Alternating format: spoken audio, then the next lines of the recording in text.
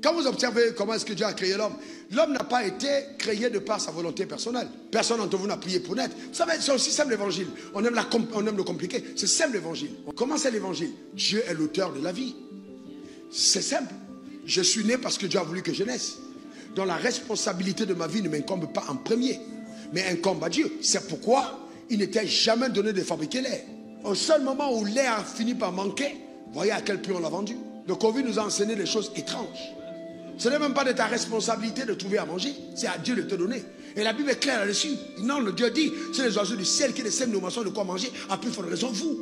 Donc Dieu prend soin de toi. Ton travail n'est comme prétexte pour le transfert des ressources entre ta main. Ah oui, Dieu te donne tout ce qu'il faut pour que tu vives. C'est pour ça qu'il a créé l'homme, sachant que la responsabilité lui imputait de prendre en charge cet homme, le seul être de l'univers qui a nécessité que Dieu se déploie de sa bouche, de son intelligence et de sa main. C'est-à-dire l'être entier de Dieu a été déployé dans la création de l'homme. Alors que les plantes, il a dit que la terre produit, les plantes sont venues. Mais pour l'homme, la parole n'a pas suffi. Il a pris ses mains. Quand les animaux eux-mêmes ont vu Dieu être descendu et puis il a mis les mains, il a commencé à façonner.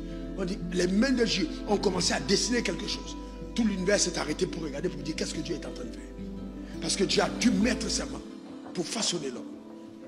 Et il a soufflé dans ce corps, il dit, voilà maintenant, sur la vie, et l'homme devient une âme vivante. Et la première chose qu'il dit à l'homme, soyez bénis, multipliez, assujettissez, remplissez, dominez. Donc il donne à l'homme un mandat de domination. Alors maintenant, quand il donne un mandat de domination à l'homme, tout de suite, regardez bien, j'ai fait une note, voici, je vous donne toute bête portant la semence, c'est à votre nourriture. Donc il dit, vous aurez faim, mais je vous ai déjà préparé à manger. Donc tout ce dont vous aurez besoin est déjà là avant même que le besoin n'arrive. C'est ça l'intelligence de Dieu. Donc je ne peux pas te confier une mission, et puis après, tu commences à te débattre pour dire, oui, comment je vais faire pour avoir l'argent pour le faire? Non, c'est que ce n'est pas Dieu qui t'a appelé.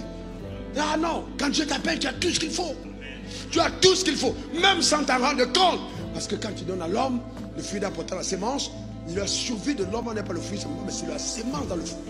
Donc il y a un potentiel dans le fruit que l'homme qui est inintelligent ne verra pas. Mais que l'intelligence de Dieu pourra percevoir pour permettre à la vie de passer à un autre palier. Donc Dieu nous a fait toutes choses afin que nous en jouissons. C'est pour ça que quand tu as été créé, il ne t'a pas mis dans le désert du Sahara, il t'a mis dans le jardin d'Éden. Toi, je ne comprends pas d'où vient la théologie de la souffrance, de la misère. Oh non Dieu, vous savez, les frères, c'est pas la peine. Vous savez, le Seigneur, non, ce sont des complices de Satan. On ne peut pas prêcher la misère si on n'a pas été soi-même envoûté par Satan. Je vais vous dire ce que je dis a du poids. L'aveuglement spirituel est un signe de possession. Si quelqu'un parle et dit, oh vous savez, Dieu n'a pas vu que vous soyez riche, je vous dis la vérité, cet homme parle sous l'influence de la puissance de maman. Si vous êtes obéissant et docile, je vous donne la meilleure production. C'est écrit dans la Bible. Ce n'est pas la parole d'un homme, c'est la parole de Dieu. Jean dit, ce voleur devient comme des brebis égorgées et détruit. Mais moi je suis venu avec les brebis et la vie. Et qu'elle soit dans l'abondance. Le but de la vie, ce n'est pas de t'amener au ciel, mais c'est de te conduire d'abord dans l'abondance de la vie. Écoute-moi bien, je veux parler sous autorité divine et déclarer que tout ce qui est en ta possession va migrer abondamment vers les cimes au nom suprême de Jésus. Ah oui, et qu'elle soit dans l'abondance.